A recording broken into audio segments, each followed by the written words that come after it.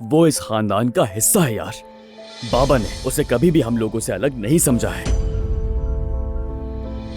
शुक्र है दीदार तो नसीब हुआ तुम्हारा। बाद में दादी जान, मुझे काम पे देर हो रही है।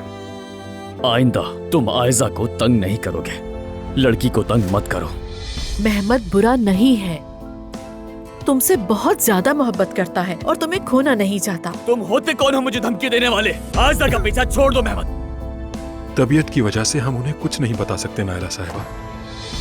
प्लीज खुद को संभालें, यहाँ आकर बैठ जाएं। ये देखो, ये जो लड़की है इसके फॉलोअर्स बहुत ज्यादा है। अगर हम इसे बुलाएं तो। चला गया? जी सर। ठीक है, तुम अपना काम करो। तुम समझते क्यों नहीं हो? नहीं तो फिर मेरे पास कोई और रास्ता नहीं है। ऐसा मत करो।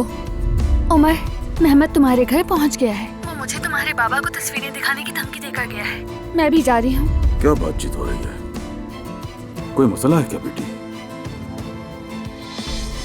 हमीद ठीक नहीं है, स्कैन में गुठली नजर आई है, कह रहे हैं कैंसर भी हो सकता है।